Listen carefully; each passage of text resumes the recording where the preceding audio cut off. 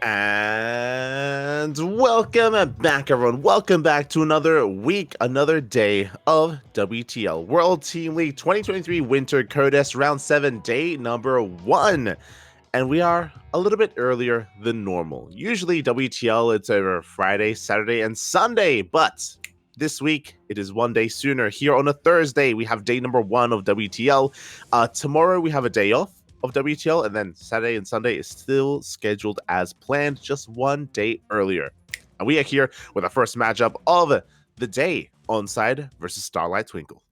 Let's go, Poppy. Let's go. As we dive right into the match. And in the top left, we have Solar for ONSYDE. And in the bottom right, we have a Starlight Twinkle. It is nice. Nice. Oh, he has my jacket. And here we go. And a big shout out to the sponsors, as always, Doyu, Honkai Star, Tidal, and Autoful as well. I did notice some people in the chat. How are we watching? Honkai Star. Oh, you can see them right there. Again, one of the new sponsors this season of WTL is a gacha game. I think it's like an MMO, like an anime MMO, kind of like a Genshin Impact. Honkai Star.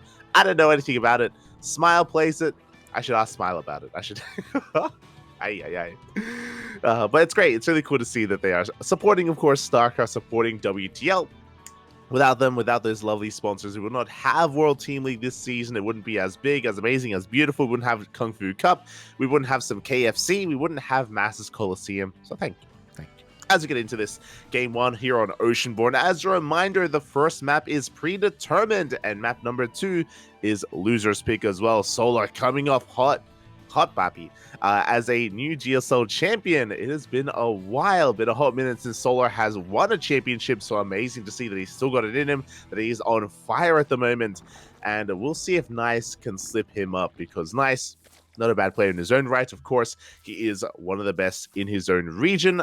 This series is being played by replays, by the way. And I'm pretty sure the reason for that is because ESL Masters Asia is also about to begin, and I imagine that Nice is preoccupied with that event.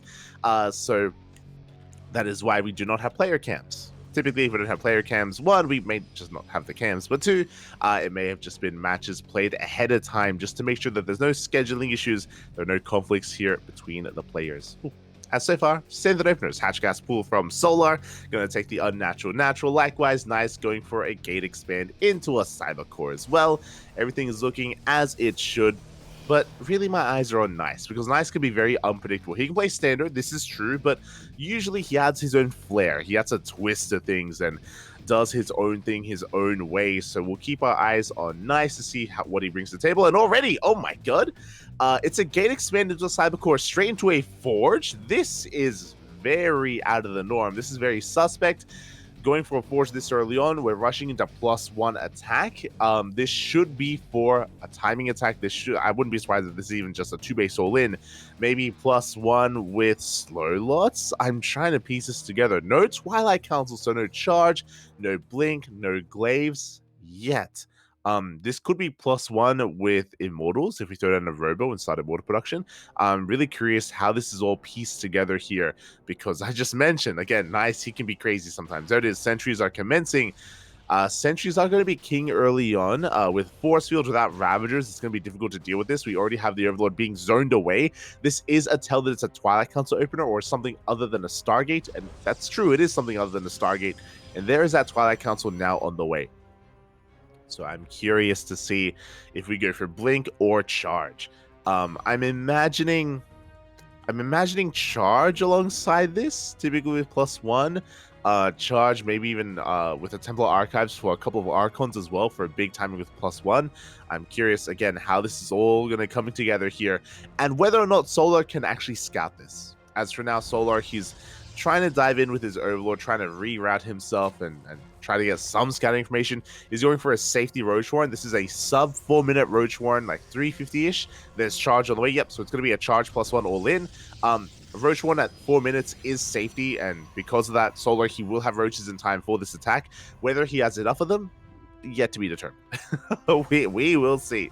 As 5 gates are on the way, 1 was already done, so that's 4 gates are on the way, 1 was already done, so 5 gates in total. I wouldn't be surprised if we get like maybe a 6th gateway behind this. Robo now in production for I imagine a Warp Prism to reinforce. Sentries, multiple of them reveal themselves. This is a bit of a tell. Additional Zealots are also revealing themselves as well. So the Lings are coming in from behind. They're going for a surround. They're going for the sentries, and they're going to get one at least. They may even get both of them as well. Ay. This is a brutal pickup here as, yeah, the sentries are going to go down. A Stalker as well. Zealots are being focused down. This is a disaster here, especially the sentries. We needed them. We needed them for the later push. We did need those sentries, and alas, they're not going to be available. Not anymore. And this is a disastrous start here for Nice Solar. Back at home, he's chilling, you know, he's just working on his lair, he's droning even, he has the freedom to drone, which is wild, something that, yeah, would not typically be possible. And now we're working on a +2 timing. So really fast +1 into really fast +2. This is the timing that we're going to be hitting. It is a little bit later than I'm sure he would have liked, and it's going to be a little bit less potent because of how much has already fallen this game. But we're going to have to make do with what we got. Ay. As for now, we do have the third base on the way. Charge has already been revealed. That's already a bit of a tell as well. Roach is now on the way for Solar. He is just preparing himself physically, preparing mentally as well for what is to come. Oh. Hold on. I'm just trying to catch up. And here we go. We are pushing across the map. We have our Immortal. We have Zealots. I believe we have a War Prism. Yep, we have a War Prism on the way to reinforce. It's all or nothing for Nice. This is a little bit disjointed. You can see that +2 is still like 70% done. So +2 is actually not going to finish up in time for this attack. So it's a little bit, again, a little bit mistimed here for Nice.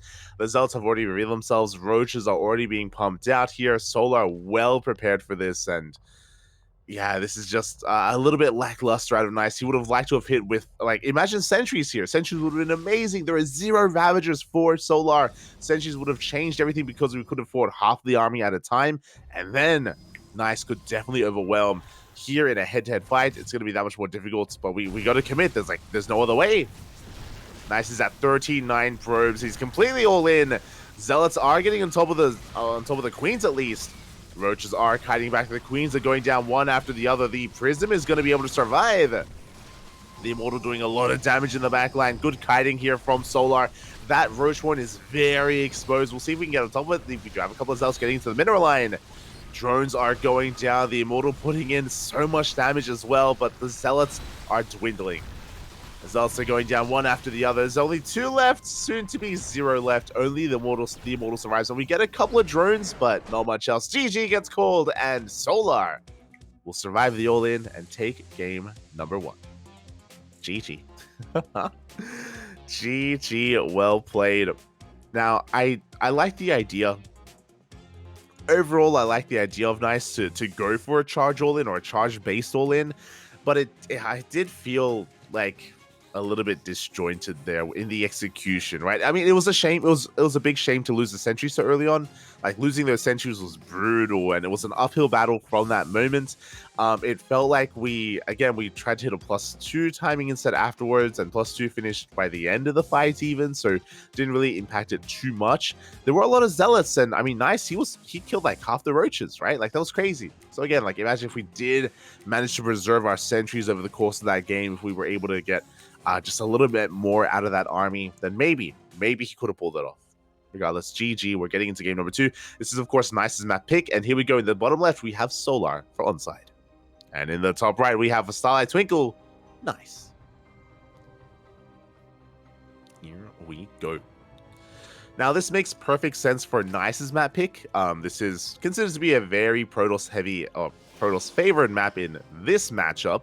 And Nice has shown us a lot of potential on Radisset Station. For those wondering, we casted Nice versus several last week. I believe it was the ace match of Starlight Twinkle versus Team Basilisk. And Nice didn't look bad. He was able to force a longer game here against Serral. He was able to get to late game. If you remember, specifically in that game, Nice, he faked out Sky Toss. So he went for Stargates. I think he went for a Fleet Beacon. And then he hard switched into ground toss from there, trying to trick Serral, trying to fake him out. Didn't end up 4 base versus 4 base, I'm mistaken, but didn't quite get the momentum that he was really looking for. And Barely wasn't able to bring down Serral. Did go to late game, like was drawn out definitely, but wasn't able to really break the economy or break the armies of Serral. But we'll see if he has a little bit more success here against Solar. I'm also really curious what the strategy is going to be. I mentioned before that against Serral, Nice did go for a fake out. He started off with Sky Toss, then quickly switched into Ground Toss instead. If I'm not mistaken, I could be misremembering, or I could be thinking of a different series. We have also seen Nice go for Tempest Rush on this map. He's gone for Fast Tempest because Tempest, they do actually punish the mineral line at the natural. You can actually kill the workers as they are exposed to the to the rest of the map, so you can actually make really good use of that that kind of cliff face at that natural base. Meanwhile, this is a 2-gate opener, so before we can talk about the mid game, we need to talk about the early game. With a 2-gate opener, Nice is going to be opening up very aggressively. This means that he can get 2, 4, and then 6 adepts very quickly here. He's going to be zooming across the map looking for economic damage. Very interesting way to open up here on Radisson Station, but I think it makes a lot of sense. There have been a lot of Zerg players on this map that open up very greedily. What I mean by that is opening up gasless. We've seen a lot of gasless openers on Golden Aura, and we've also seen a lot of gasless openers on Radisson Station as well. We can see that Solar didn't skip his gas though, so he's playing very standard, very safe. His third base is going to be the triangular third here towards the left-hand side, which is going to be a little bit faster. He doesn't have to worry about mining out the mineral patches, and he can preserve his pocket base for a little bit later instead.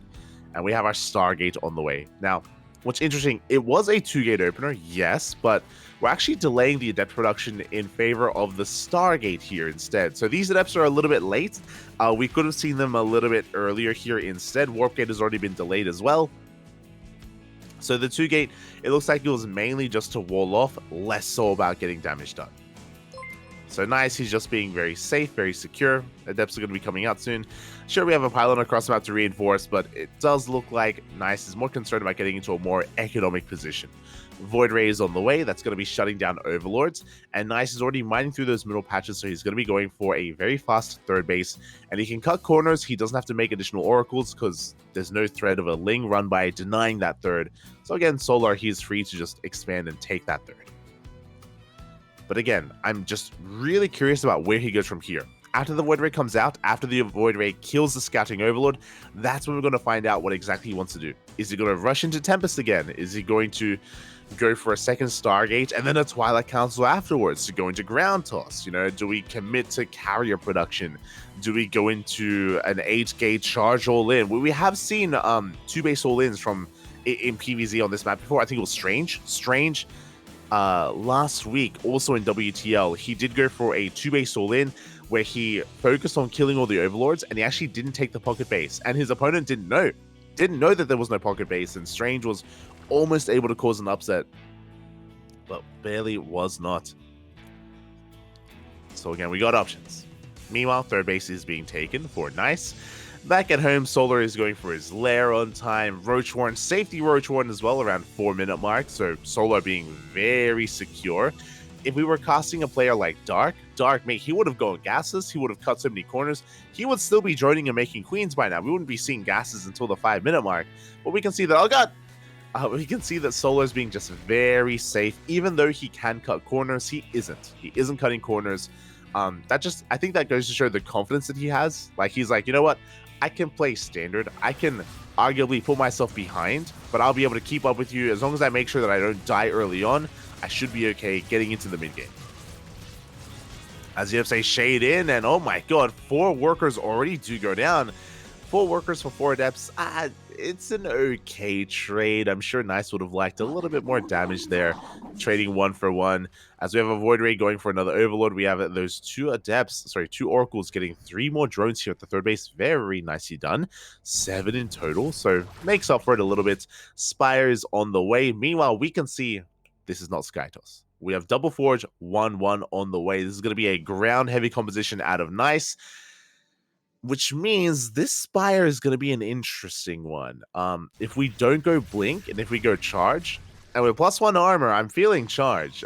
Charge Archon even. This is going to be concerning. Okay, we have Blink. Whew, thank God. So because we have Blink on the way, we will have an answer to Mutas. With this Spire, I'm sure Solo was just anticipating Sky Toss, but as now he's scouting, he confirms Twilight Council, Temple Archives. That's going to be for Archons, for potentially Storm, a Blink, Charge, all that good stuff. He's confirming that it's going to be a Ground Toss army, which means instead of Corruptors, he could still go Mutas. Meanwhile, 7 more workers are going to be going down. The Adepts are being cleaned up as well. That's a lot of economic damage. Solar being punished here for not having a Spore. Ay, ay, ay. Lack of Spore really is hurting Solar here. And as a result, Nice, he's not in a bad economic position. He's actually ahead. He's at 60, 68 now probes as opposed to the 63 drones of his opponent. There it is. Mutas are on the way. Because there's no Sky Toss, we are free to go into Mutas and we can try to harass those mineral lines. We can try and shut down what is across the map. Ooh. And we'll see if we can bypass the army. So far, the Spire hasn't been scouted. Oh, no, never mind. It has. Ooh. Has it, though? The Spire has been spotted, but I didn't see any cannons on the way or shield battery. So it looks like the units may have seen this, but it looks like Nice himself did not spot this. Oh, so that is less than ideal here, as we do have the Mutas going to be hitting the field. They're going to be getting ready to dive into those mineral patches. And here we go. We do go straight for the bases. We go straight for the natural base. Sorry, straight for the pocket base as well. Static defense still not done. Probes are going to start going down. Oh, we do go for the Stalker instead. A lot of workers are low, and it looks like finally we do get into the mineral line. Only 2 probes. Nice. Minimizing his losses. Could have been a lot worse. Could have been so much worse, but does minimize those losses. We do have links on the right-hand side, but they're being cleaned up by the Archons. And these Mutas, they are denying a lot of mining time, but they did not kill the workers. The probes have survived, and Nice's economy is still looking damn good. As long as we can get back to mining. That. Once we can get that going, we should be in a decent position. Meanwhile, Solar, he only made 8 Mutas. This is only enough to harass. They can one-shot workers. And what this means is that he's focusing on a ground army, still just pure Roach Ravager. Solar, he is on the cusp of maxing out, and I'm concerned for Nice. The reason for this is because Nice doesn't have Immortals, doesn't have Disruptors, no Robo-based composition here. It's just Blink Stalkers, Storm, and Archons, which means a big Roach Ravager army, they can get out of control. And here we go, Solar's pushing in. Pushing towards the bases of a Nice. He's diving on top of the High Templar. They're going to be focused on one after the other. Storm is not good enough. Not against Roach Ravager. Overcharge doing what it can, but we just power through the overcharge anyway. The Zealots are going down one after the other. I think they're slow lots. Am I crazy? As they do get cleaned up as well. And yeah, Nice, he just doesn't really have what it takes here to deal with this. This 4th base is going to be broken. We'll see if he can slow this army down and hold on to his natural. At the same time, Mutas, they're coming from behind. There's still no stack defense. No cannons, no shield batteries in the pocket base. The Mutas are getting out of hand, getting out of control. Files connect, no shield battery at the natural. GG gets called, and Solar will take the 2-0. GG, well played. I appreciate that we tried to switch into something like Ground Toss instead of going for the traditional Sky Toss on Radisson Station. But as we saw, we just were woefully underprepared for a Roach-based composition, which is surprising because the Oracles were scouting. They saw the Roach War and they saw the researching. They caught glimpses of the army. The Mutas weren't dealing too much damage, but again, without Immortals or without a proper defensive setup here, with Storm instead of something like Disruptors, like we just didn't have an army to deal with what Solar brought to the table. GG. GG, well played. Solar does start off with a solid win. Again, you know, he's hot right now. He is looking damn good. He's one of the best players in the world, and he does start off with a win.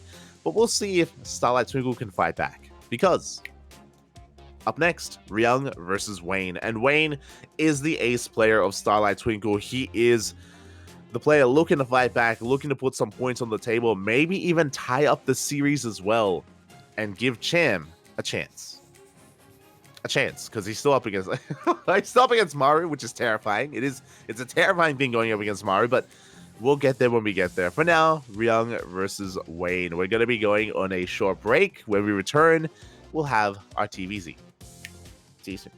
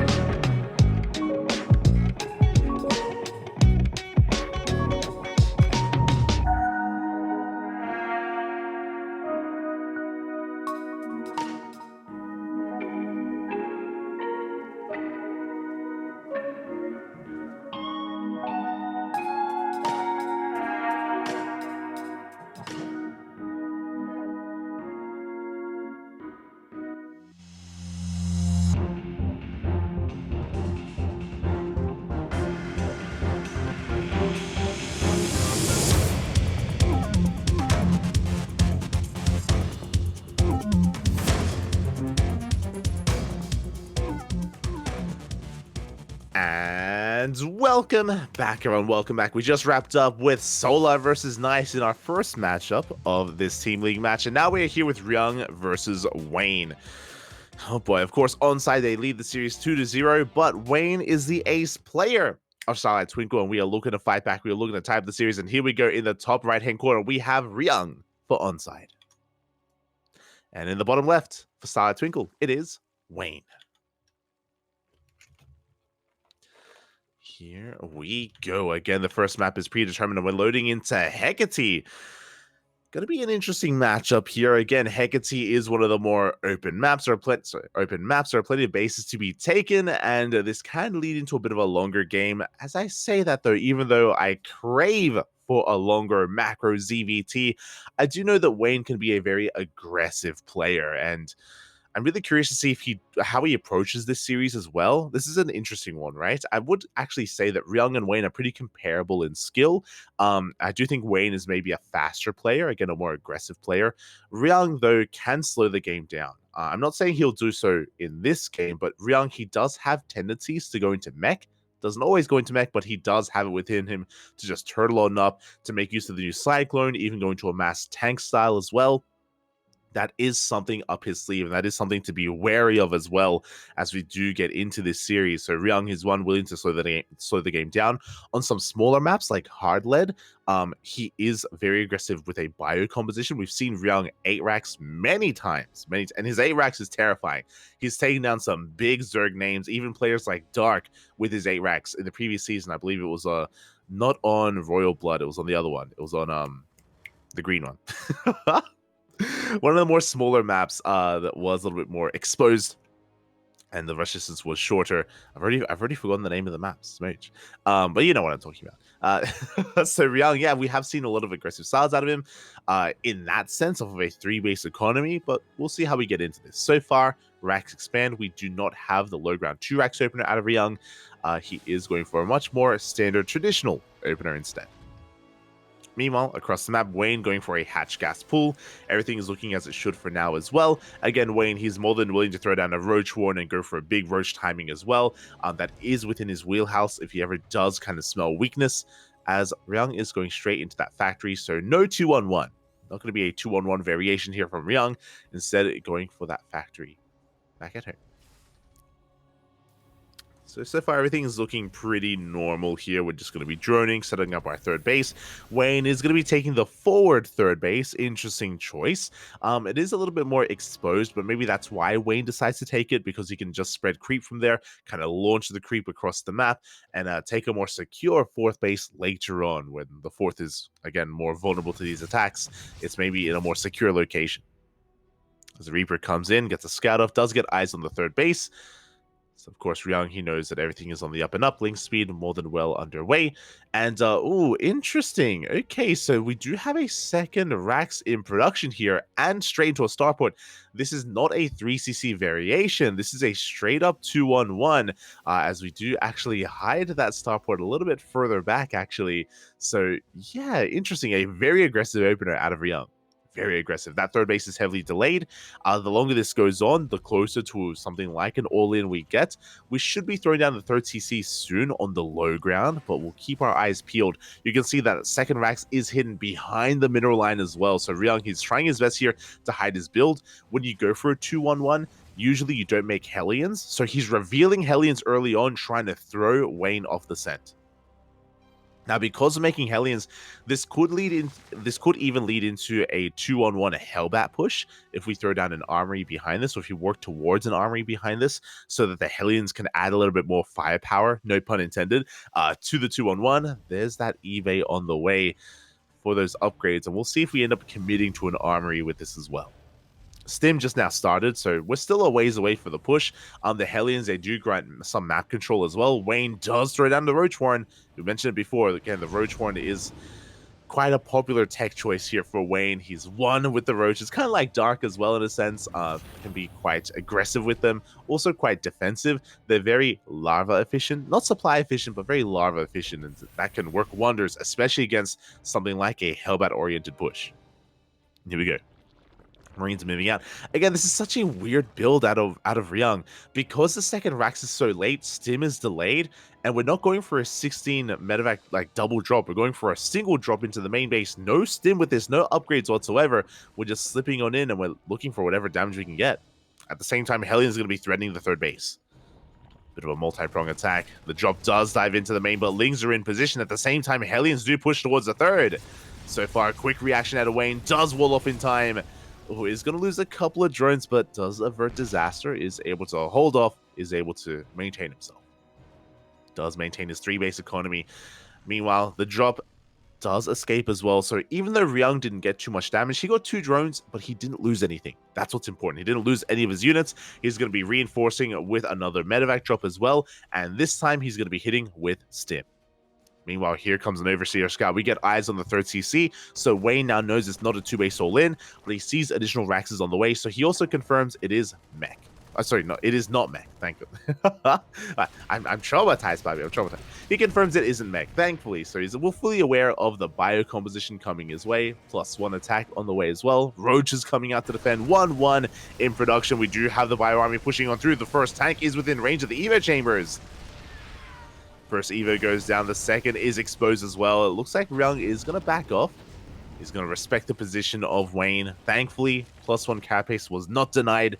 Still in production. We just go for a big drone drop into the main. The drop does dive into the main base. Wayne out of position here. There are a couple of roaches trickling on in, but we need more than just roaches. We need the rest of our support. The Lings are racing back home as well. And we're threatening that main base. The lair actually isn't here. It's elsewhere. The rest of the roaches and ravagers have arrived. And we should force this back. The target firing, though. 9 drones go down. The tank will fall. A big loss for Ryung, but well worth 9 workers. 9 workers, the gas geysers, Evo chamber as well. A surprising amount of damage so far. And Ryung isn't done. Remember, he's not all in. Now, to wind it back a little bit, Ryung, he had to do damage. He had to kill workers because his 3rd base is so late. It's not even done. It's not even an orbital. And Ryung knows he has to catch up, so he throws down a 4CC immediately. Again, it goes to show how far behind Ryung is economically. What he lacks in economy, he makes up for in army, as he has 3 tanks back at home. He still has most of his Marines alive as well. He takes down the Spore Crawler on the front lines. Creep is not quite being spread here towards the left-hand side, and Ryung, he's abusing that, just making sure that there is no creep whatsoever. Taking down those tumors. Armory's on the way, 4-2-2. And Wayne is stabilizing. He's re-droning, taking a 4th base, trying to catch the double drop as well. Very limited anti-air, just Ling, Roach, Ravager, but for now, he is able to fend off these drops, building his army back up. +2 carapace on the way. That second Evo chamber's on the way as well. Unfortunately, no attack upgrades here for Wayne, so he's going to be a little bit late in that respect. As we do see Ryung trying to pull Wayne apart, going for a drop here on the right-hand side, going straight for the base. A couple of roaches do trickle in. We're going to be able to buy a little bit of time for the rest of the reinforcements. Again, Ryung just trying to go for some multi-pronged aggression. He is going to be forced back. Drop into the main. Up. Medevacs are so low. Oh my god. They are insanely low. And I can't see those medevacs doing too much damage, as the drop has been missed, but Wayne is going straight for the 3rd. Again, he is up in supply. He's almost maxed out. Just building up a big Ling, Roach, Ravager army. He's on 3-base saturation. Drones are going down. Wayne is pretty committed, and he may be losing some workers back at home, but he is going to crash into the 3rd, and there's nothing that Ryung can do. The SCVs! Ooh. 11 SCVs go down. We do get another drop into the main base, though, so Wayne, he's also taking damage. And the drops are coming in into all 3 of his bases, the main, the natural, and the 4th. Drones are going down. Wayne sustaining a lot of losses, but he's still on 67 workers. He's still on 3-base saturation. He can still sustain himself. But I don't think we should push in. Oh my god, he's pushing into what, 5 tanks? Oh my god. Big biles. Insane biles actually on the army. I still think we shouldn't try to force the issue at the natural base, but good trades nonetheless from Wayne. He needs to calm things down. He's going to rotate over, now hitting the 4th base, denying and containing Ryung to 2 bases. That's all he needs to do, just contain Ryung over and over again. Get ahead economically, max out for a second time, work towards a hive, work towards 2-2. Those upgrades for Wayne, they're about to kick in. They are on the way. Meanwhile, Ryung now actually getting in position, having a better fortified location to protect that third base. It's going to be main-harding over. And again, Wayne, he has to deny this third. Cannot allow this to get up and running. Cannot allow Ryung to get back into this. And here we go, the Biles. Oh my god. They almost take down the CC. It is on fire. It's so close. Oh, can we bring it down?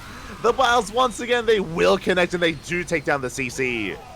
Big pick off here from Wayne. And now he can trade with the army out of range of the tanks. And Ryung gets knocked down to 3 bases. Technically 2. And there we go. He has to just re-land that 4th as a 3rd. Throwing down a 2nd factory. He's working on 2-2.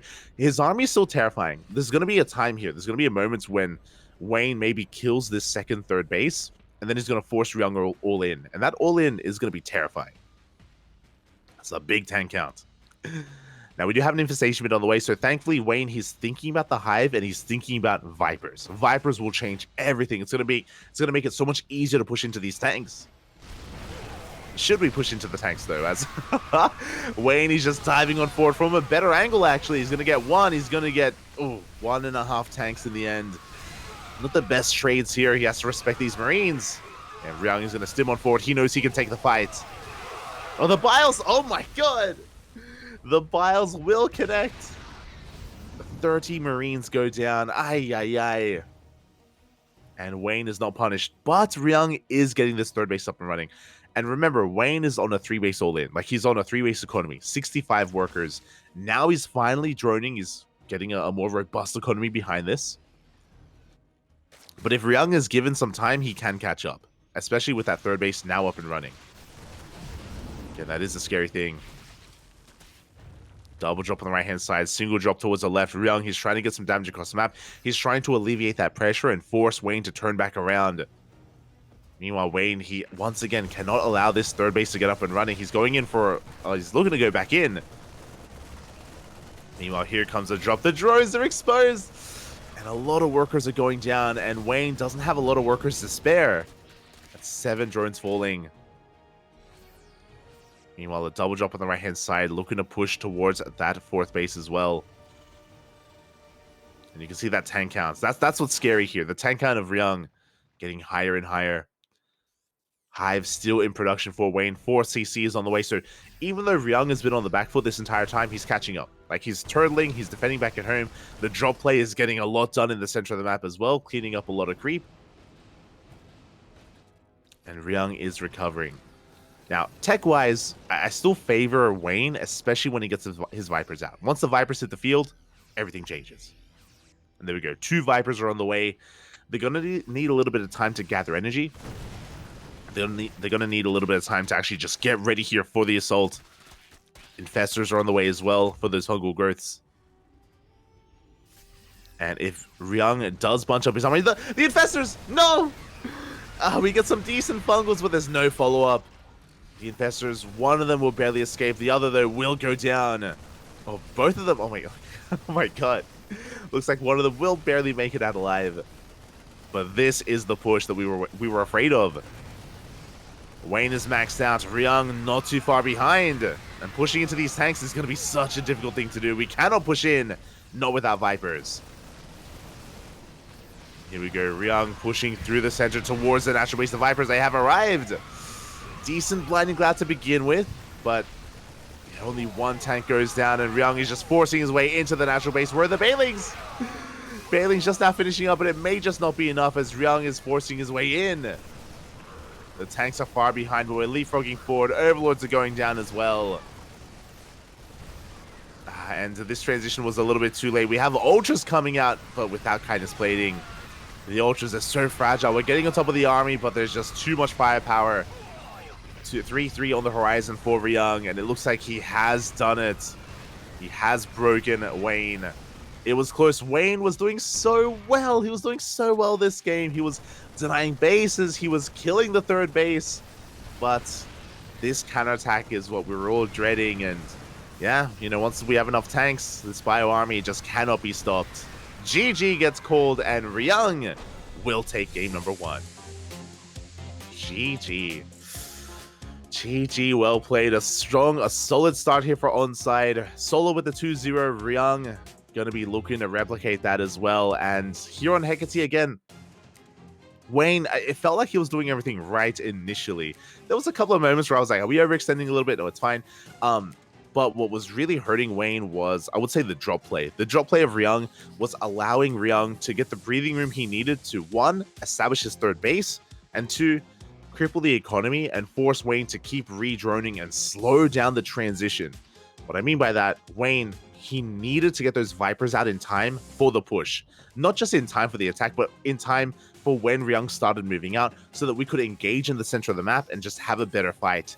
Instead, it was delayed, it was late, and the Vipers didn't come out until Ryung was already knocking down the front door, and by then, it was a little bit too late. By then, Wayne had run out of steam, he had run out of momentum, didn't have his Ling Bane ready.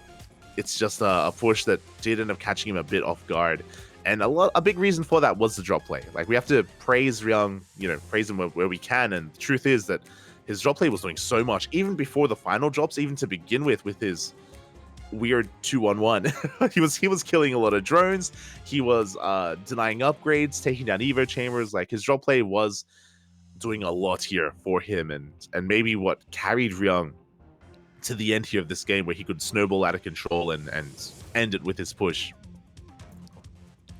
GG, well played. And here we are, we're getting into game number 2, and Wayne, he needs to fight back here and now for himself, for his team. ONSYDE, they need one more. If Ryung takes one more win, then that's going to be it. That's going to be the series. Wayne needs to win this game to give Cham a chance at fighting back against Maru. And here we go. In the top right-hand corner of Equilibrium, we have the Korean Terran Ryung for ONSYDE. In top left, for Starlight Twinkle, it is Wayne.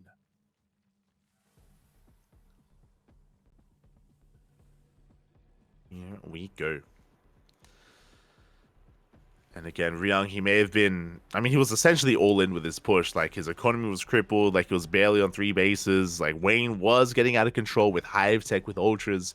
Ryung was on a timer, but he was able to make it in time, was able to break Ryung before he would get into kindness plating, into his 3-3, into his Ultras, into his Vipers. But now we're getting into game 2. Game 2 on Equilibrium, and this is the Zerg map of choice. We've seen this map chosen many a time here from Zerg players. A big reason for this: one, a lot of bases to be taken; two, a bit of a longer rush distance by ground from opponent to opponent, so you have a little bit more breathing room, and of course, the goal base. The goal base is a big factor here in Equilibrium. Zerg players can take it quite freely, quite early on. You can take it as a 3rd or as a 4th base, and it can really kick in to boost your economy getting into the mid game. I'm sure that's what Wayne wants to take advantage of. Meanwhile, Ryung, God, that opener in game 1 was so wild. Remember, technically it was a 2-on-1, but it was like a racks into a factory. We made a couple of Hellions as well to hide the 2-on-1, to kind of throw Wayne off the scent, because of the because of the arrangements of buildings as well. It led into a single marine medevac drop without stim. Like, it was wild. It was really difficult to read, and I don't blame Wayne for maybe even being a little bit confused at the start of game 1. It was just so disjointed and so strange, a very strange way to get into 2-on-1. But it worked, and I can see the logic behind it. Again, to hide it, to try to catch your opponent off guard, to catch them unawares. It was unique. It was almost Gumiho-esque. I wouldn't be surprised if Gumiho does go for stuff like that, or even originated that kind of opener. I'm sure Ryung and Gumiho, they are in talks. They've got a history together. They've been on the same team before. For a time, I believe they were both on MVP, not mistaken. We have seen them interact, as the first Reaper does get across the map and gets 1 drone kill. Pretty good so far. Yeah, the Lings were delayed. Wayne, being a little bit greedy, gets punished for it. Not ideal. And behind this, a very different opener. We have a 3cc. 3cc before starport. Very economic here from Ryung. And something that I mentioned before, if you remember, was that Ryung, he can play mech if he so chooses. The Rax is, of course, going to be lifted. We're looking for an Overlord that doesn't exist. A little bit smoked. Overlord is elsewhere, so Ryung, he won't be able to shut it down. He's going to have to race back home with that Rax. I'm curious if we go for a 3CC 111 into mech, or if we're going into bio. Either one is an option, as Wayne, oh my god. Wayne is going for a very fast lair. That's a second gas, guys, or fast lair. With 2 gases, are we feeling Ling Queen Nidus? We don't really have too many queens. We're not making additional queens. I'm curious what this is going to be going for. The goal base is being taken. That is an interesting factor to bear in mind. There is a rich resting gas geyser. Are we going to be going 2-base Spire as the lair has been spotted? The lair was spotted by the Reaper. Ryung knows. Ryung does know, and the question becomes, what is this lair going to be for if not a Spire? The other options here, we could do something wild and go into Swarm Host. An additional gas will be required to go like the Miyamika style of going into Hydras, but there you go, gases are being taken. This still feels like it should be a Spire for Mutas, but we'll see. We'll see what Wayne has in store for us. I don't wanna make assumptions here. As for now, we are getting into this, and we're going to be getting our tech of choice. There we go. It is going to be the Spire from Wayne. It makes sense. It does make plenty of sense here, as we are throwing down that Spire. We have a Baneling Nest as well, just to be safe, just to be secure. Likewise, we do have additional Raxes. Double E-base here from Ryung, so it's going to be bio play, not mech, thankfully. Going to be bio instead, because he did see the fast lair. I'm sure Ryung, he can read that it is potentially a Spire. He tries to go in with the Reaper, but alas, he is going to be denied.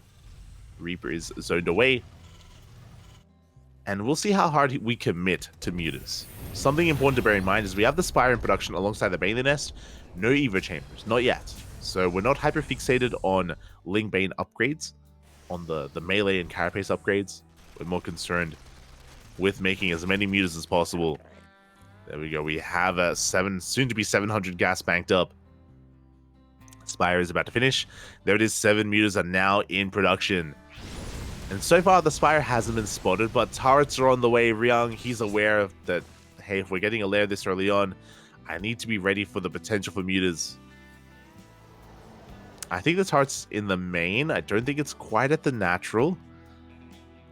So there may be some angles that we can go in, but yeah, you can see the turret's already done.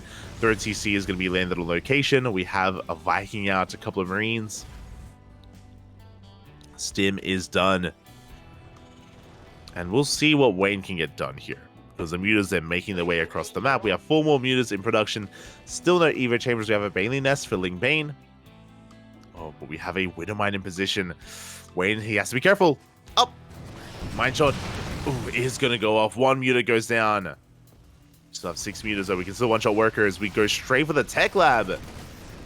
But we won't be able to get it. The Marines, they zone back the Mutas, and the Mutas aren't able to get much damage done. But only 1 Muta goes down, and the rest do survive. We still have potential, but more turrets are on the way.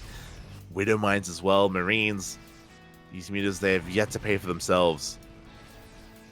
Meanwhile, Wayne, he is now just going to be reinforcing with pure Ling Bane.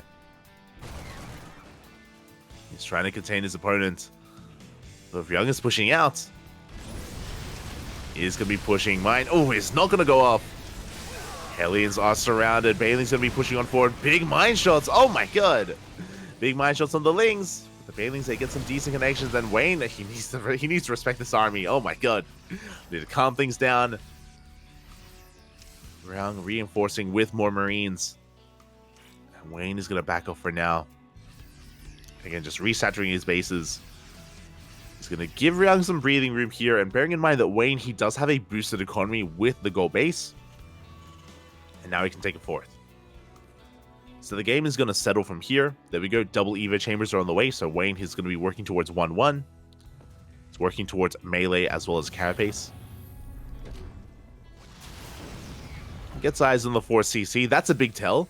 Seeing the 4th and seeing the 2nd factory, this does confirm that we don't have an 8 rack, so we're not going for 3-base all-in. Wayne confirms that he's safe to drone.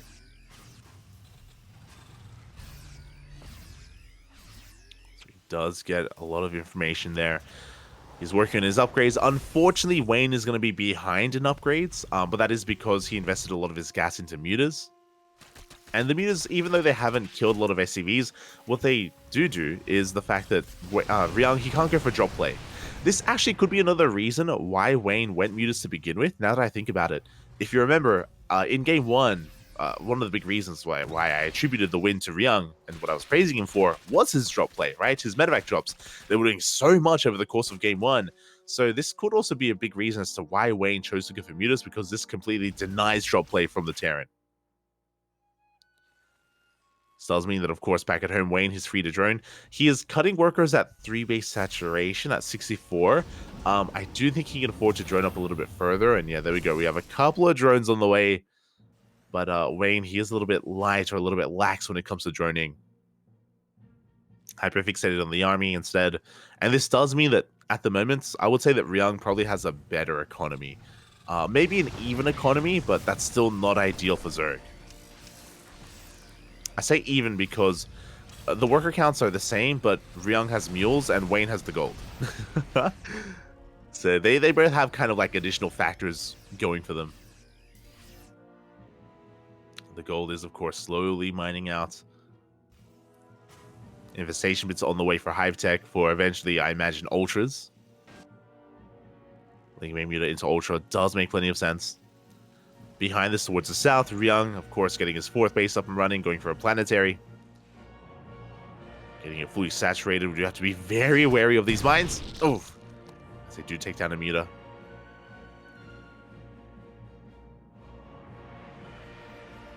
And what's scary here is that, again, these mutas are designed to maraude around and to get a couple of pickoffs. They do get some Marines. Oof. For a muta. But Ryung, he's building up a death ball of an army. Like, Ryung is about to max out, he's going to push. And very similar to the last game, when Ryung starts pushing, I don't know if Wayne can stop him. I don't know if he can stop the eventual rally that's going to be moving out across the map. We do have a little Ling Bane, but again, we're down in upgrades. We just started 2-2. Ryung should be working towards 3-3, and there we go, +3 now on the way for Ryung as we speak. Oof, oh my god, Mine Shot goes off. The Muta's not able to find a way in, and here we go, Ryung is pushing. With Mines, Thors, Marines, and Marauders. Yeah, a lot of Lings going down. Baneling's getting caught out as well. And this is the beginning of what I've been concerned about here. If Ryung starts pushing, can he be stopped? So far, Hive is still on the way for those Vipers. Muta's still looking for damage. Ultra Cavern thrown down. We need a little bit of time here to get into Ultras. And is Ryung going to give us that time? Or can Wayne find the time and even create it here? Again, this is where the Mutas and Ling run-bys, we need to try to force Ryung to turn around. Force him to pull back.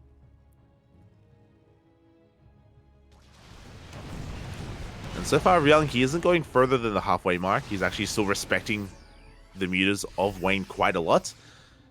And this means that Wayne, he's actually getting away with teching. 2-2 is going to kick in a couple of seconds. He's going to be even in upgrades. Ultra Cavern about to finish up as well.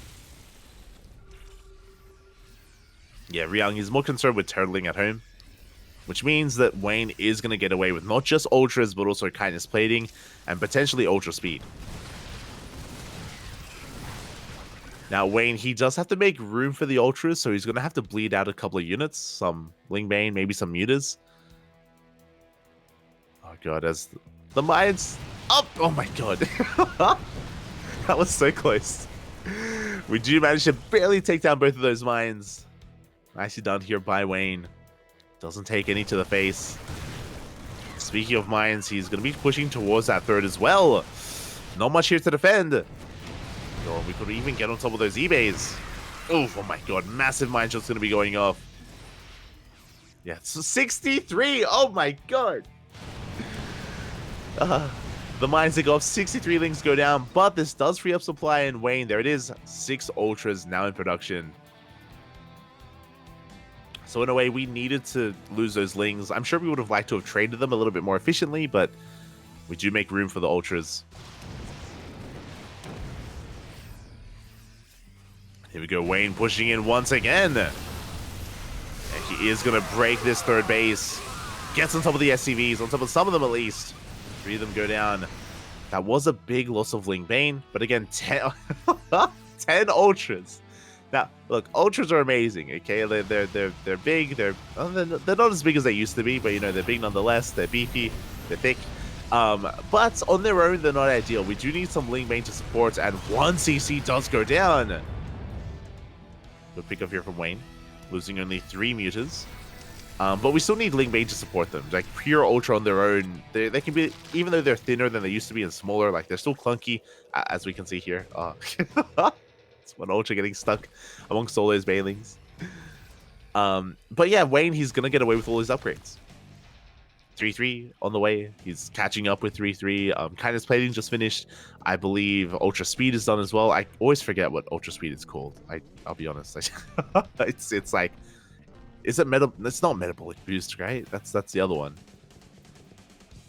The ultra boost. There you go. It's Hurricane Thrusters. As we are going to be pushing out, we have Neo Steel Frames on the way. Ryung turtling quite hard right now, and Wayne has not been spotted. Okay, we have the scan.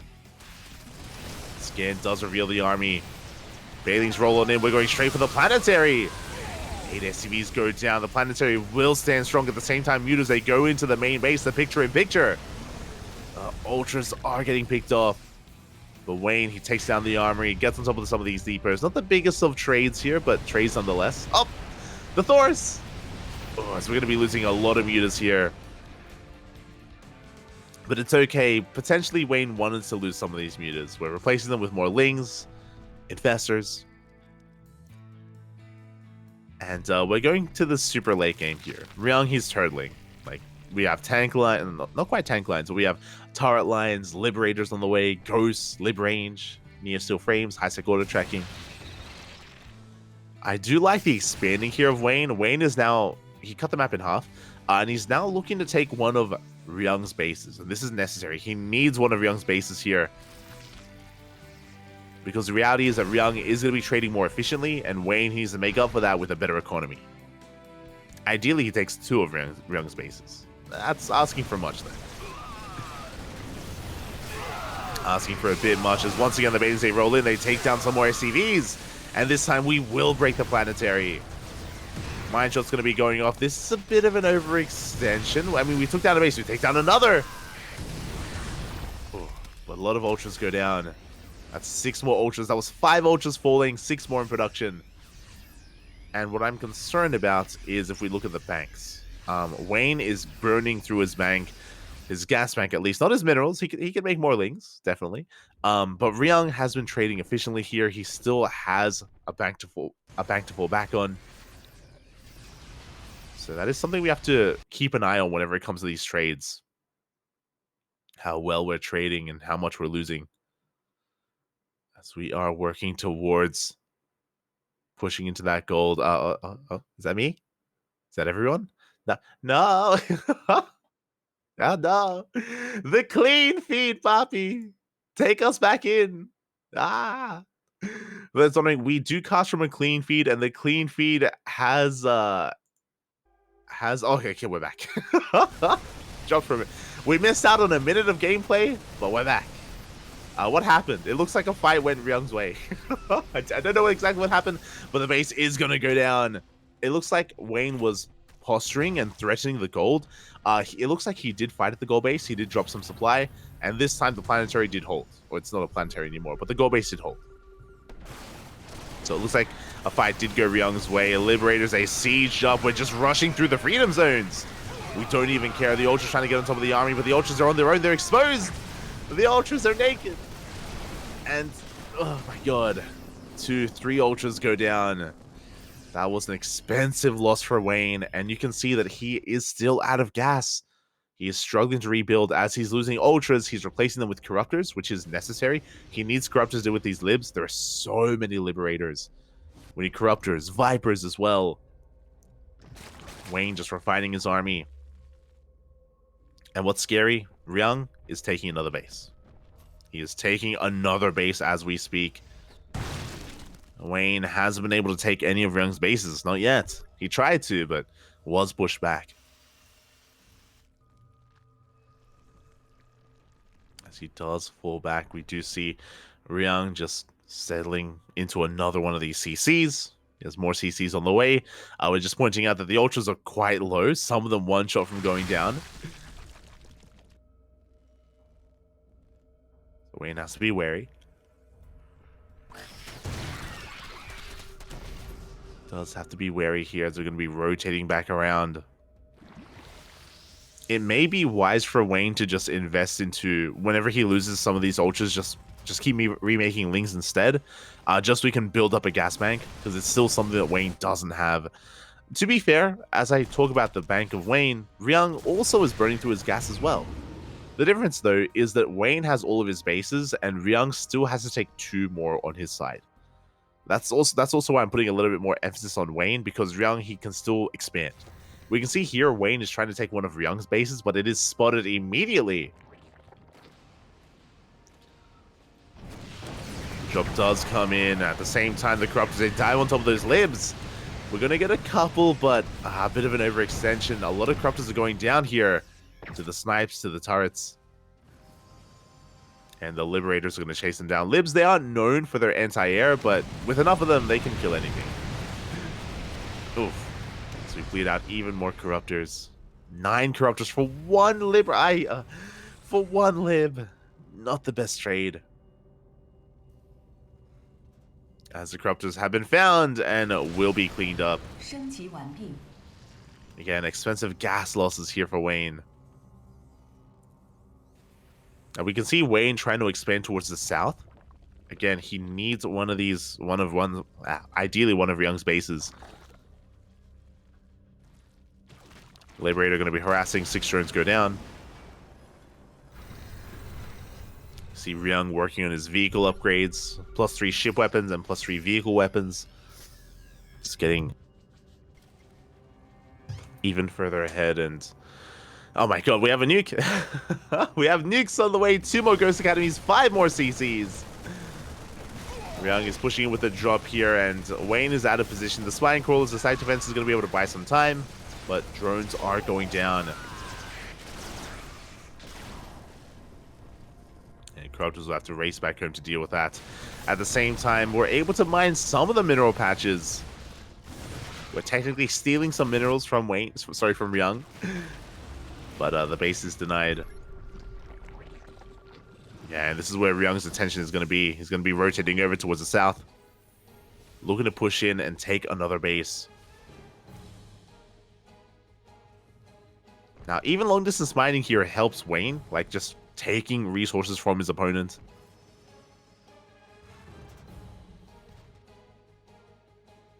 Those are nukes. Yeah, we're just zooming in on the nukes. Nukes are on the way. They can be a really good zoning tool here for Ryung, just to force back Wayne's army.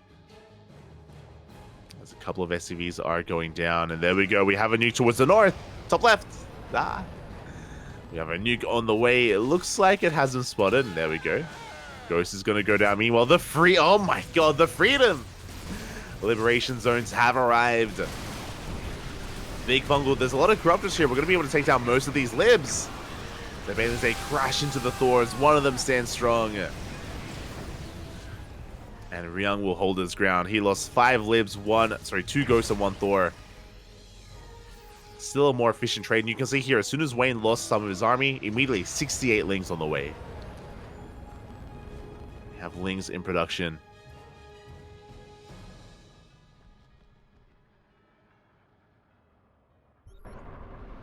Nuke going to be thrown down. Really just clearing up some creep. Zoning away the army. Ryung still can't push in. Now, when it comes to Wayne's composition, especially after he killed so many Liberators, I would like to see some Broodlords eventually. I'm not too sure if we have a Greater Spire. Oh my god, as we overextend a little bit. But yeah, I'm not too sure if we have a Greater Spire or not. Our air upgrades aren't ideal here for Wayne. But eventually we want to gain access to that, especially as the lib count gets a little bit lower. As I say that, we are making 3 Thors at a time, so maybe not the best moment here to go into Broodlords. So basically the way that this works, there it is, Greater Spires on the way, so Wayne is thinking about Broodlords. As the Thor count gets lower, that gains access to Broodlords, so that's when we kind of transition into that. As it gets higher, we forget about Broodlords and we can work towards a more mobile army instead. Like Ling Main Ultra. Or Ling Main Lurk. Either or. The power here for Zerg is that with all of their tech, they can kind of...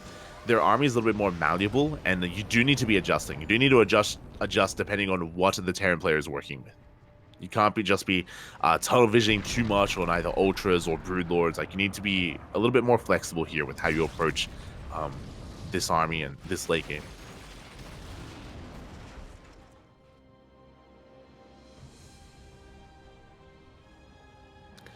So again, Wayne is just taking in that direction. So far, unable to take that southern base. The banks are building up here. As the game has become a little bit more passive, as we haven't been trading as much, we have our banks accumulating. At the same time, we are running out of resources. You can see there, some of the gases are running out for Ryung. And bearing in mind, as Ryung, when he eventually expands, when he eventually takes either the north or the south, that is going to be a big moment for Wayne to try to come in and punish. That's going to be a moment where Ryung leaves himself a little bit more vulnerable. Oh, as a drop does fall. A really interesting placement of the nuke. It's a really random nuke, and it looks like it's almost designed to like randomly catch the army as well. It's very cheeky. Yeah, very cheeky locations here. As yeah, the nuke has been spotted and Wayne is gonna back off. Let's see here, Wayne trying to expand towards the north is denied. And Ryung is finally taking that southern base. It took a while, and a couple of those mineral patches were mined out by Wayne, but what's important is the gas wasn't. So the gas geysers are available for Ryung. Now, this northern base is going to be a little bit more difficult to take just because of all the creep. But Ryung, he needs to stay on top of that. He needs to make sure that Wayne doesn't sneak that base out. So far, he's been doing a great job at denying it. So far.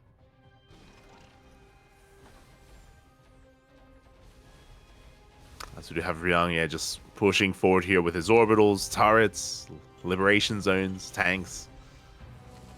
Yeah, with this point of elevation, with the high ground, it's going to be very difficult for Wayne to deny that southern base. Here towards the north, there is no high ground, so it's going to be a little bit easier. There are choke points, though.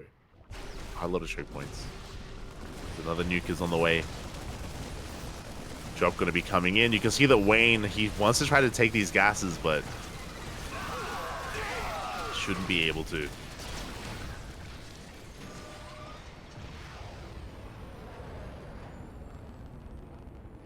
As we're settling into this. I hope everyone's had a good day. Hope. There've been some really tense moments in this game, but for the most part, things are settling down, and it's coming down to like who can mine more and what banks are we working with. Like Wayne, he's got a 7K gas bank. Like we can fight, we can trade a little bit. Not yet, but soon. Right now, more so than trading, like it's all about mining. And hey, we're taking some of these gases. And Ryung, he sees he needs to stop this. That is some gas that, in a way, belonged to Ryung and now is being taken by Wayne.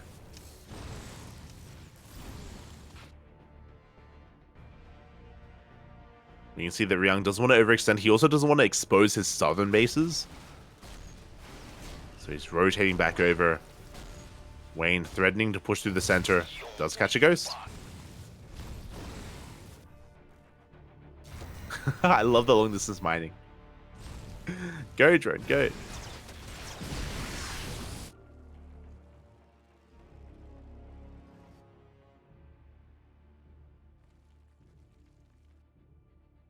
And eventually, Ryung's going to work towards that base as well. The other thing that could occur here, technically, is Ryung, if he pushes towards the south, he could actually try to take one of Wayne's bases instead and trade a base for a base. That is a possibility. Yeah, as we can see, he's slowly pushing towards this base, and it's got some decent mining left. Decent amount of patches. Decent amount of gas.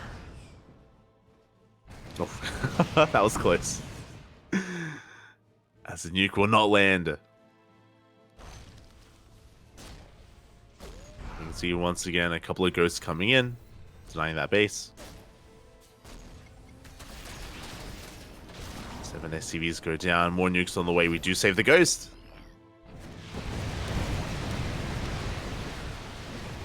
Oh my god.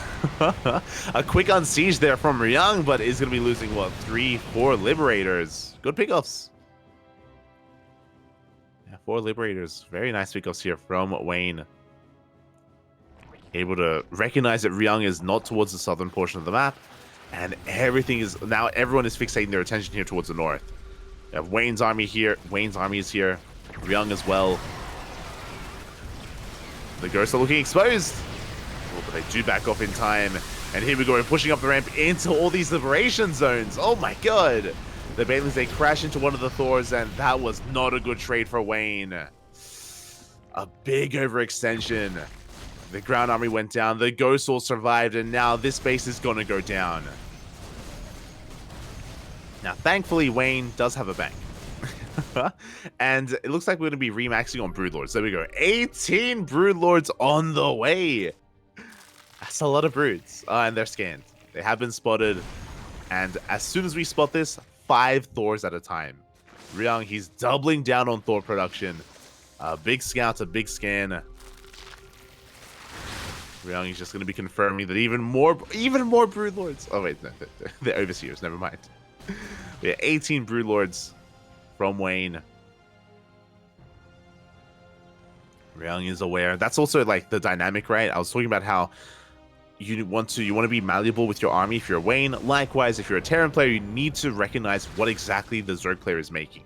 Like, what is their army composition after you win a fight? What are they remaxing? The nuke! It's gonna land! And we mule as well? Question mark? As the nuke will connect, taking down 13 SCVs and some of our own mules. That was... Ryung, back. And here we go. We have the Broodlords diving on in. 19 drones went down. We're catching some of the ghosts. 2 ghosts did go down. And the tanks as well. Big push here from Wayne right through the center. Does gain some ground.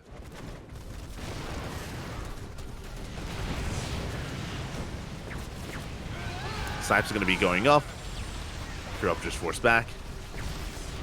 Decent snipes here. The Fungals will catch a ghost in the end. We're down to 17 Broodlords, but we have more on the way. 3 more to make 20 in total. That's a lot of broods, Pat. That's a lot of broods. Can we deal with a mass Broodlord army? We do have a lot of Thors and a Concave. Good anti-armor missile. We're going to try and focus them down. So far, a good trade from Ryung. Yeah, snipes going off. Oh my god, that's 5 Broodlords going down in an instant. A good fungal. It catches the ghost. Most of the ghosts are going to go down. 5 of them do escape. The Ultras trying to break through. Banelings connect. Not the best connections, and now the ghosts are coming back in. And again, Wayne, he is just being forced further and further back. Yeah, not enough Corruptors. Even the Libs are just straight up attacking those Broodlords. Good fungal. Up. Massive fungal catching 3, 4. 3 ghosts. Only 2 ghosts survive, and we need more. We only have 2 ghosts left in the entire game. 2 ghosts. Okay, we're making 5 at a time. That's maybe not enough. Maybe we need to ease up on some of the Thor production and just get into mass ghost. Meanwhile, you can see here as Wayne has been losing Broodlords, he's rebuilding Thors. Sorry, Thors? Ultras. The Zerg Ultra. Zerg Thor. Yeah, as he has been losing those Broodlords, building a ground army instead. There we go, we're pushing on forward. Fungal, doesn't quite connect. And this feels like a really awkward angle here from Wayne. Those Broodlords are exposed. The big focus down one after the other. Yeah, the Broodlords are getting annihilated. We had 20. Now we're down to 2. 2 Broodlords left. And we're chasing them down. The Thor drop. We attempt to chase them down. And yeah, Wayne, he loses a base. Lost a mineral line earlier. He's down to 33 drones. And his army is very battered, very bruised. Um, I'm not too sure how I feel about ultras in this position. Um, I think I prefer like the Serral and Dark method here, where they go instead of going back and forth between Broodlords and ultras, they go back and forth between Broodlords and Hydra Lurker instead. Specifically, I'm talking about how to deal with Mass Thor. And ultras can have a hard time pushing into these entrenched positions. Not the worst option, but definitely still going to be difficult here. Like trying to break through those doors. As we're still hyperfixated on that, we have tanks now on the way as well. I mean, ultras, they have their place, don't get me wrong. Do have their place. Yeah, now Ryung, he's taking this final base. He's trying to. He is trying to, as the ultras have arrived. That's a lot of ultras.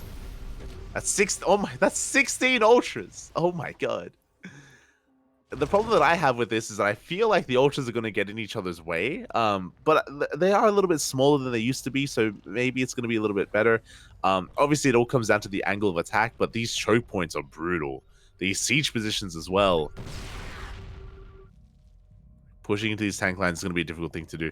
Also, I should reiterate as well that if we're talking about lurker play, then we usually have something like more Nidus play and going for backstabs. Instead, we've seen Wayne just go for these frontal assaults, and yeah, we'll see if he can pull this off as we do try to push up the ramp. Oh my god, but this is not going to work out. It's a meat grinder! The Thors, they stand strong and they take everything down. The Ultras, they don't find any headway. GG gets called, and Ryung is going to take this 2-0 here. Slow and steady, slowly taking these bases. Giving a wave to the fans. GG, Papi, GG. Ryung just slow and steady, slowly taking the southern base, eventually the northern base, and just out trading his opponent. Wayne, towards the end there, it looked like he did run out of patience. It looked like he did run out of a bit of patience there, just forced into this slow style, forced to push into an entrenched Terran player. It's not an easy thing. It is not an easy thing to do at all. I understand the frustrations of Wayne there. And not everyone can be as patient as Serral. Not everyone. Most people can't, actually. Serral, that's where the emotionless state really puts in a lot of work. Where you have to like slowly pick apart the army, instead work with like a higher spellcaster count, and you have to like get one unit at a time and slowly gain value that way. Like it's slow, it's meticulous, and it's But GG, well played. Congratulations to ONSYDE as they will take the series 4-0. My condolences to Starlight Twinkle, especially game one. Like what it was like an hour ago, but remember game one of Wayne and Ryung. Wayne, he was in the commanding position. He did so well. He was dying bases. He was killing workers. He was doing everything right. His just transition was a little bit late towards the end. He wasn't ready for the counterattack. Likewise here. The mutas felt a little bit lackluster. The mutas that were denying drop play, yes, but they weren't really killing too many workers. They weren't really getting too much damage done. And Ryung was able to successfully turtle up, and that's a scary thing. A turtling Ryung, a turtling tuna is terrifying. Regardless, GG, well played. Congratulations to ONSYDE. Now, even though they win the series, we will still be covering the lower match. We will still be covering the best of two between Maru and Cham. That is still going to be casted. Unfortunately, Starlight Twinkle, they can't win the series, but they can fight back and they can get a bit of a better score here. And we'll see. We'll see if El Chamaco can fight back against the might of Maru. See you soon after the break. See you soon.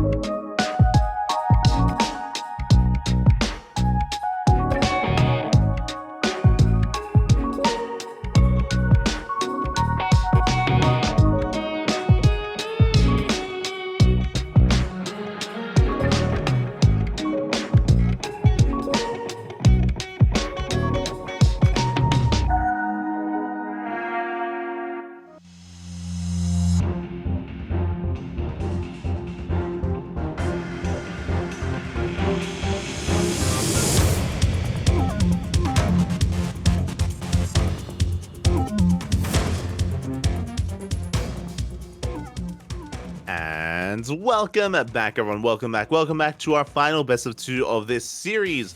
Of course, ONSYDE have already taken it 4 to something, but is it going to be 6-0? Is it going to be 5-1? Is it going to be 4-2? Cham, of course, is here to fight back, and here we go in the top right-hand corner of Equilibrium. We have Maru for ONSYDE, and in the top left we have for Starlight Twinkle. It is Cham. Oh, once again with the power socket hazard. Got like 10 appliances like plugged into the one socket. Let's go. Take care, Cham. Take care. Calm down. As we are getting into our next game, and so far we do have Maru going for the low ground racks. Could be a 2-1-1 opener setup here for Maru. We could also see a more special opener with a racks factory. We'll see how Maru does pieces together.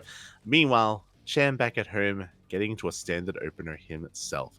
Now, we are on Equilibrium, so we have, of course, access to the faster goal base if we so choose to, as a third or as a fourth. Meanwhile, talking about the players a little bit here, Cham, of course, is a very aggressive player in this matchup. He's very fond of Roach. It's actually a very similar playstyle to Wayne, now that I think about it. Very similar playstyle to Wayne. In a sense where like he thrives in the mid game more so than in the late game. At least Cham does, as he's going for his natural location. Meanwhile, it's going to be a 2-racks opener here out of Maru. And with this, we should be getting into additional Reapers. Now, the follow-up is where we really gets interesting, because we can go 2-racks Reaper into a 3cc 2-1-1. We can go into a 3-racks. We can go into a 4-racks. We can even throw down a 3rd racks in the main and go for a mass Reaper as well. There's a lot available, a lot of options for Maru. And even when it comes to this original opener, we don't even have to make 3 Reapers. We can cut Reapers early on and get into faster add-ons. Like Beyond, he has just shown us such a wide array of follow-ups and just so much like meticulous planning coming into like these openers. And yeah, it's been very eye-opening when it comes to just how much you can do with this. It's very versatile, very versatile. Meanwhile, on the other side, Hatch Gas Pool. Standard opener out of Cham. Hatch Gas Pool, going to be eventually working towards a 3rd base. We can see that Maru is not getting a 3rd CC. Sorry, he's not getting a 3rd racks in the main, so it's just going to be a 2 racks and should lead into our natural base, into our follow-up, into the next step, the next stage of play. For now, the first Reaper is moving out. We're getting up to at least 3. If Cham takes his 3rd base too early, then we can double down and get a 4th and 5th Reaper just to contain the Zerg player. And that's the goal here with this opener. For those wondering, these 3 Reapers, it's not all in. It's not designed to kill workers. It's designed to contain the Zerg player, keep them on 2 bases for as long as possible. As we are moving out, there it is. 3rd Reaper has arrived. We have a 4th Reaper on the way, actually. Interesting choice. Maru does make an additional Reaper, and he delays his add-ons. He's going for a factory into a 3rd CC on the high ground. So it's going to be a 3cc 2-1-1 variation. Again, opting to delay the add-ons to just get that faster factory, get the faster CC. Oh, a bit of a misstep there. Oh my god, the Reapers, they get a full scout. Ay. They confirm the fast lair, and fun fact, even Wayne went for a fast lair earlier today as well. on this map against Ryung, it was like 40 minutes ago.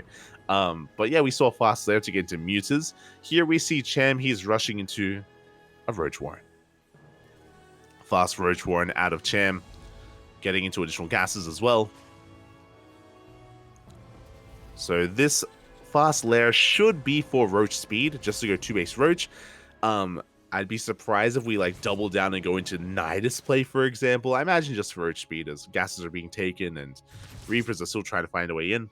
Maru did lose 1 Reaper when he pushed into the main, but he got a full scout, so it was worth it. It was definitely worth it for Maru to get that scouting information, as the Roach Warren has not been seen, has not been spotted. Now, because we haven't seen the Roach Warren, then Maru... Oh, never mind. I was going to say, because we haven't seen the Roach Warren, then Maru, he may think it's going to be Muta play, just like what we saw against Ryung, but he does confirm the Roach Warren as well. He sees the gases being taken, he gets everything he needs to see, and he does confirm that Roach speed is being researched. And that's 5 drone kills. 5 drones for 4 Reapers.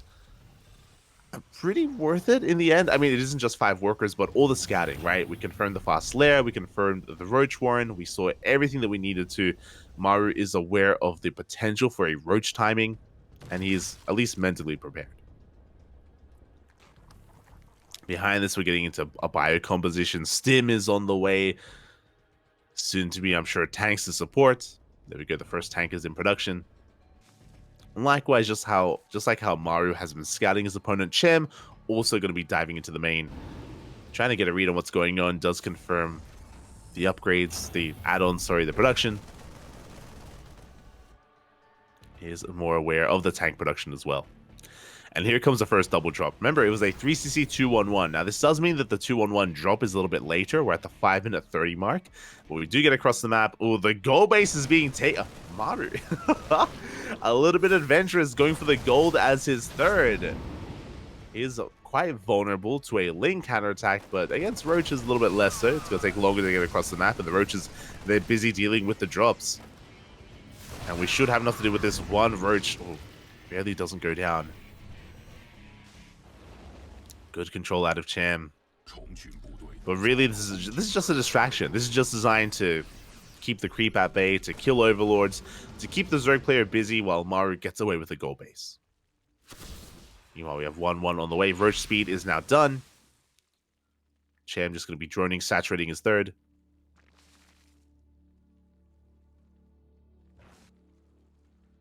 And from here, like, this is still a win for Maru, just keeping the attention of Cham. Meanwhile, Maru, he's going for 1-1. Armory is on the way for 2-2. Additional Rax is on the way as he's building up his biotank army. Cham is now taking his own gold as the 4th, so not anywhere near as greedy as Maru. Which is why I would say that at the moment, Maru's economy is superior to that of Cham's. We have an even worker count, with Maru having the gold, of course, and mules on top of that. It's brutal. It is brutal, and soon Cham should be going for his own push. He's going to be droning up to... He should be droning up to 3-base saturation, which is around 66 workers. We have 1-1 on the way. Baneliness as well for Ling, Bane, Roach Ravager. Cham just taking control of this Onaga, but Cham hasn't moved out. He hasn't really seen much at all across the map. He doesn't know how greedy Maru has been.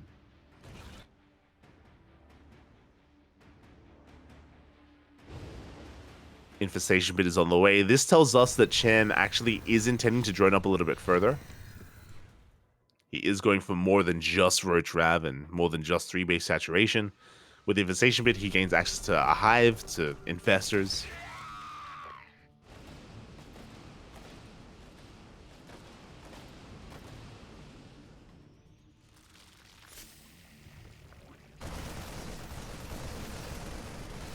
And here comes a drop play, and Cham, he just wanted the gold! Oh my god, there's so much damage to the base!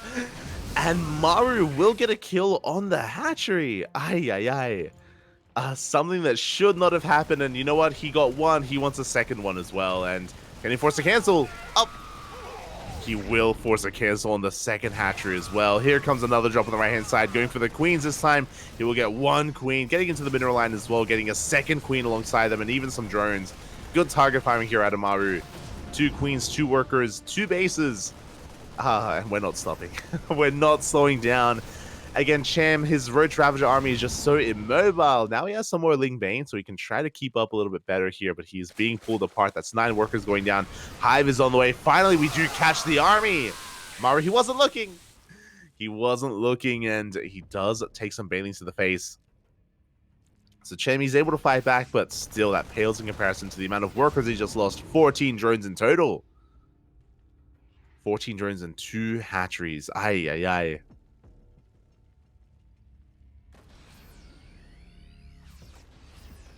So we have Maru. He's still being active here with his drop towards the north. And again, throughout all of this, because Maru has had the better economy, he is snowballing out of control. He is up in army supply. Something that should not be happening. Bearing in mind that Cham's supply is inflated as well because of the Roach Ravager. And we're pushing on forward. Bailings, they crash into tanks of all things. They take down 1 tank, but the army can stim on forward and take down everything else. Cham, he's trying to hold on to that gold base, but we have control of the high ground. We can lay siege upon those mineral patches. Drones are going down. And now we can push it towards the third base itself. And Cham, he just doesn't have the numbers. Not anymore. That drop is still alive from the early game. That's the original 2-on-1 drop. That's crazy.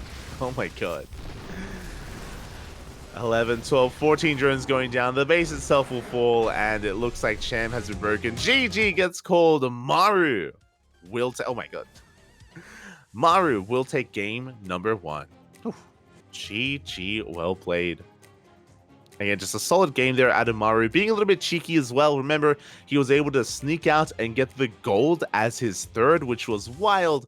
And Cham didn't get eyes on it. He didn't know how greedy his opponent was being. He couldn't really punish his opponent as a result. He didn't know that he could punish Maru, as he was just preoccupied, keeping up with the drop play instead, trying to get into his own build, into his own economy. What I will also say is that it did feel like Cham, he was investing a little bit too heavily into his army, less so drone-wise, which meant that he was just falling behind as the game went longer, because instead of droning, he was making workers, and he delayed his drone production, essentially. Delayed his fourth base, delayed the gold, and yeah, just could not keep up. But we'll see how things differ here on Cham's terms, as we're getting to Site Delta for Game 2. Meanwhile, shout out to Maru, because of his performances recently, he has been actually improving his ELO. Can we reach 1,000? Can he supersede Serral? Originally, a couple of weeks ago, Serral, he was the highest rated player in WTL, but Maru has been catching up. And has Maru overtaken him? We're gonna have to keep an eye on that. Once we get to cast Team Basilisk in a couple of days, we will keep an eye on what Serral's ELO is and what position he's in. What are we casting Basilisk? Basilisk is the final day, Sunday. As we're getting into this, and we have Maru for ONSYDE in top left, and we have Cham in the bottom right for Starlight Twinkle. Sorry, I was tabbed out. I was looking at the... I was looking to say when Basilisk was playing. But here we go. Getting into game 2. Of course, this is Cham's map of choice, Site Delta, an interesting one. On the one hand, it can be a little bit more defendable on 2 bases because of the ramp. This is, I think, the only map. I think this is the only map in the current map pool that has a ramp coming into the natural.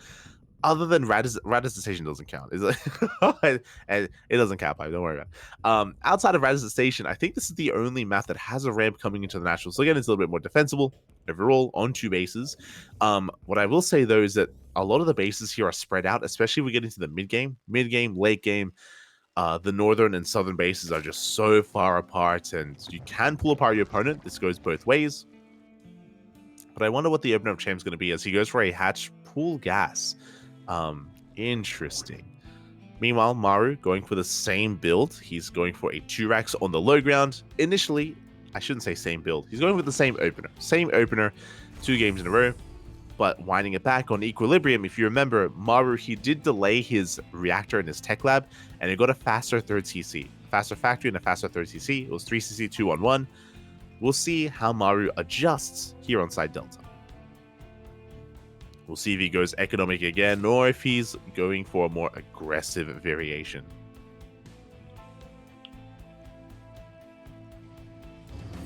As for now, we're getting that CC on the low ground. So it is not going to be 3-Rax Reaper, just 2-Rax. Winding it back as well, in game 1, he went up to 4 Reapers. Here, he should only make 3. Typically, a 4th is ill-advised. You don't need it. It does delay your add-ons. Does slow you down. So we go, the first Reaper does make it across the map.